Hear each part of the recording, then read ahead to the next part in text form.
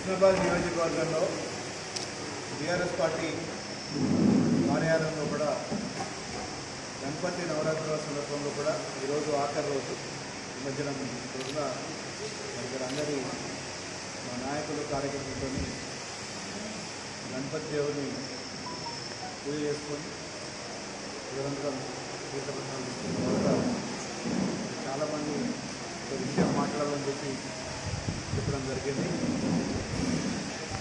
2014 నుంచి 2023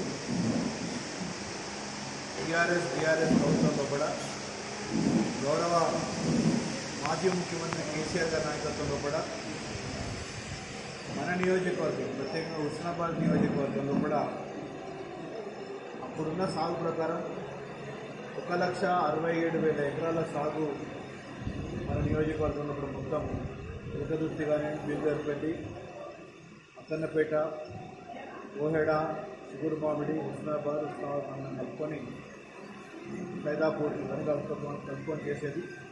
మరి ఎప్పుడు కూడా రైతులు ఆందోళన చెందలేదు, విత్తనాల కోసం ఆందోళన చెందలేదు, నాట్ల కోసం ఆందోళన చెందలేదు, లేకపోతే యూరియా బస్తాల కోసం కూడా ఎప్పుడు కూడా ఆందోళన చెందలేదని చెప్పి కూడా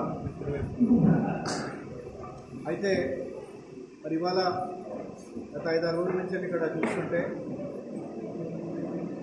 2024 సంవత్సరంలో కూడా కొంచెం ఇబ్బంది కలదే, కానీ 25వ సంవత్సరం మరి వానాకాలం పంటకు మనం చూసుకుంటే మనకు మొత్తం 7 సొసైటీలు ఉన్నాయి. మొత్తం నియోజకవర్గంలో కూడా 7 సొసైటీలో సైదాపూర్ సొసైటీ ఒకటి, కోయడ సొసైటీ ఒకటి, చిగురుమామిడి సొసైటీ, హుస్నాబాద్ సొసైటీ, అదేవిధంగా ఎల్కదుర్తి సొసైటీలో బీర్గర్పల్లి కలుస్తుంది. అదేవిధంగా మనకు పట్కూరులో ఒక సొసైటీ ఉండడం జరిగింది. మరి ఏ సొసైటీ దగ్గర చూసినా కానీ రైతులు చాలా ఆవేదన చెందుతున్నారు. ఎందుకు రైతులు ఆవేదన చెందుతున్నారు? యూరియా వేసే సమయం వచ్చింది, సరైన సమయంలో కూడా యూరియా రాకపోతే దిగుబడి మంచిగా రాదు, పంట దిగుబడి మంచిగా ఉండదు, మాకు యూరియా కావాలని చెప్పి మరి రాత్రి పగలు కూడా మరి క్యూ కట్టి యూరియా ఎప్పుడు వస్తుందని చెప్పి కూడా ఆందోళన చేయడం జరుగుతుంది. ఇది కేవలం మా దగ్గర మాట్లాడితే యూరియా ఎందుకు సప్లై చేయలేదంటే కేంద్ర ప్రభుత్వం వెళ్ళే అని చెప్పి ఇక్కడ మొన్న మంత్రి గారు అక్కన్నపేట మండలంలో కూడా మాట్లాడడం జరుగుతుంది. నేను ఇక్కడ ఎవరిని దోషం పట్టే అవసరం లేదు, కాకపోతే నేను ఒక మాట మాత్రం మాట్లాడవలసింది. ఈరోజు రైతులల్లో ఇంత దిగ్భ్రాంతి ఎప్పుడు చూడలేము.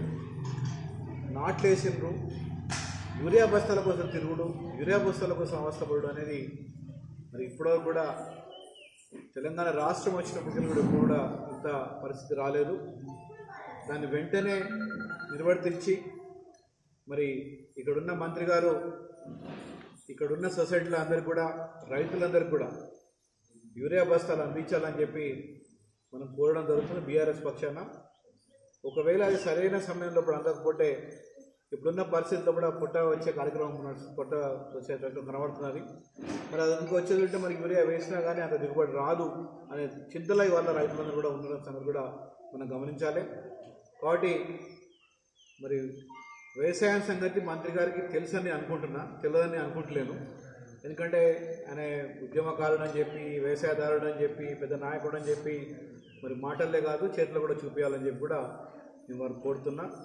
ఎందుకంటే ఇదివరకు ఎప్పుడు కూడా ఇటువంటి పరిస్థితి హుస్నాబాద్ నియోజకవర్గంలో వాస్తవం చెప్పాలంటే రైతులు చాలా కష్టపడే రైతులు, బంగారాన్ని పండించే రైతులు ఇక్కడ మన దగ్గర ఉన్నాయి. మొదటి కూడా చాలా కూడా చెప్పడం జరిగింది. ఈ రైతుల కనుక నిజంగానే గౌరవల్లి ప్రాజెక్ట్ నుంచి కనుక నీళ్ళు అందించేది ఉంటే ఇక్కడ బంగారం పండిస్తారు ఇక్కడ రైతులని కూడా చాలా చెప్పడం జరిగింది. మరి బంగారం పండించే రైతులకు వాళ్ళకి కావాల్సిన యూరియా ఇవ్వకపోతే మరి వాళ్ళ పరిస్థితి ఏంటి ఒకసారి మనం ఆలోచించుకోవాలి. ఎందుకంటే ఎంతో కష్టపడి మరి దాని మీద ఆధారపడి బతికే వాళ్ళు చాలామంది కూడా ఇక్కడ ఉన్న సంగతి కూడా గమనించాలి మనం. కాబట్టి ఎప్పుడు కూడా రైతులకు అన్యాయం చేయొద్దని కూడా నేను కోరుతున్నా. కాబట్టి ఈ ప్రభుత్వాన్ని అదేవిధంగా గౌరవ మంత్రి గారిని కోరేది ఒకటే, వెంటనే దీని మీద మీరు స్పందించి రైతులకు ఎన్ని బస్తాలు అవసరం ఉంటే అన్ని బస్తాలు యూరియా బస్తాలు ఇవ్వాలని చెప్పి మరి డిమాండ్స్ కరావాలి. మీ ప్రభుత్వమే కదా, ఇవాళ మన మంత్రి గారు కూడా అగ్రికల్చర్ మినిస్టర్ కూడా మరి ఆయన కూడా మీ మంత్రే కదా, ఎందుకు మీరు వెళ్ళరు, ఎందుకు మీరు అడగరు, ఎందుకు కేటాయించరు? ముందు వస్తే ఎవరు చెప్తాను. ఒక ర్యాక్ వచ్చింది సార్, ఆ ర్యాక్ కూడా మంత్రి గారు ఖమ్మం మళ్ళీ ఇచ్చిండ్రు, అగ్రికల్చర్ మినిస్టర్ గారు అని చెప్పి వ్యవసాయ మంత్రి గారు ఖమ్మం మినిస్టర్ కూడా చెప్పడం జరిగింది. మరి మన దగ్గర కూడా మంత్రి ఉన్నాడు కదా, మరి ఈ మంత్రి ఖమ్మం ఎందుకు, మనకు సిద్దిపేటకి అది హుస్నాబాద్కి రావాలని కూడా ప్రయత్నం చేయాలని చెప్పి కూడా నేను వారిని కోరుతున్నాను. ఇవాళ నిన్న మొన్న ఇంకా 2-3 రోజుల నుంచి ఇవాళ కూడా నేను వచ్చేటప్పుడు కూడా రైతులు ఆందోళన చేసి మీరు కూడా రావాలంటే నేను అట్లా రాదు, ఇప్పుడు మంత్రి ఉన్నాడు, తప్పకుండా మనకి పని చేస్తామని చెప్పి నమ్మకంగా వాళ్ళకి చెప్పడం జరిగింది. మరి తప్పకుండా దీని గురించి దృష్టి సాధించాలని చెప్పి నేను కోరుతున్నాం. ఒకవేళ మీరు సాధించకపోతే మరి మేము చేయవలసిన పని చేయవలసి వస్తుందని కూడా మీకు హెచ్చరిస్తున్నామని తెలియజేస్తున్నాం. జై తెలంగాణ.